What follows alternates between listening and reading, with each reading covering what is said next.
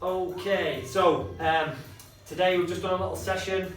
We're going to just looking at the Kimura. So traditionally from side control, the Kimura is kind of this position and I'm sitting through. But I prefer the catch wrestling style of Kimura, or double wrist lock as they call it, which is a lot more tighter into the shoulder. So first thing is getting his arm. Now he might be digging for an underhook and I can grab it, but the easiest way to get his arm in the setup position for a Kimura is just by putting my knee, just put this here, putting my knee on his belly. So let's say his arm's here. All I'm going to do, look, is I'm going to put my knee on his belly as if I'm going to try and mount him. And see how his arm goes down to push the knee off to relieve some of that pressure. Then I'm going to catch his wrist and then I can start to move back to side control. So first thing that's going to happen is he's probably going to, either grab his shorts or put his hand on his belly. So I'm going to come underneath, I'm going to get my Kimura. If I try and push it to the mat, it's not going to go. So I'm going to go the opposite way he's resisting, I'm going to lift. Once it's in the air, I can easily throw it to the mat. And then what I'm looking to do is get his thumb as tight in as I can to his shoulder. You should feel the tension. I'm going to walk my hips over his shoulder, so I'm on a 45-degree angle. So now he can't sit up. So when I lift my elbow, I get an easy tap. I'm not even moving, I'm getting a tap. Okay, so that's the Kimura, or the double wrist lock if you want to call it that. Okay, so that's part one. Part two is I can't get this off. Okay, so I'm going to hit him with the forearm crush, the short arm scissor some people call it. So I'm driving this arm through and I want bone on bone. My other hand's coming under and I'm grabbing my elbow.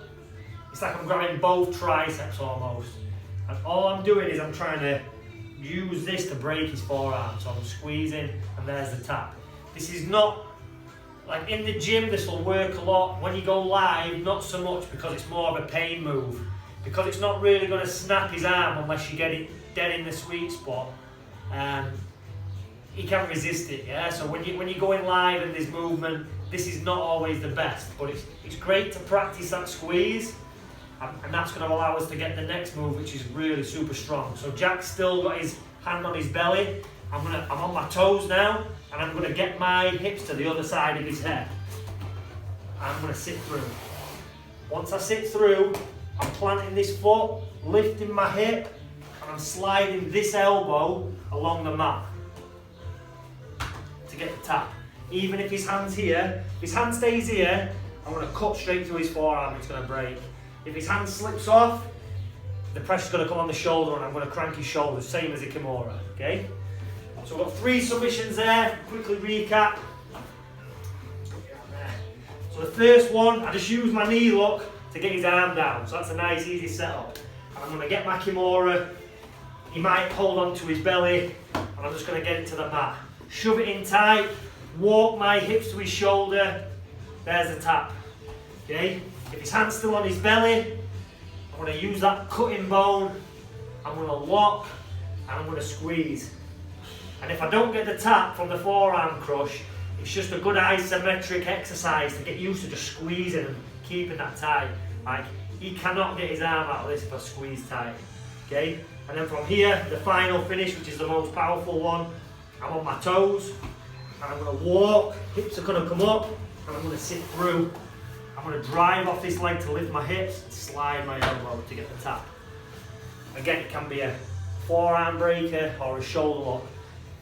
This is actually catch wrestling. I learned from catch wrestling, but the first time I ever encountered this was in a Hoyler Gracie book. I don't know when it was written, but yeah, that's where I first saw it, and then I learned it in person from Johnny Husky, who's a catch wrestling guy.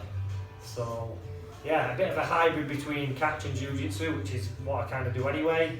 But yeah, give it a try, 3 good submissions. Let me know how you get on.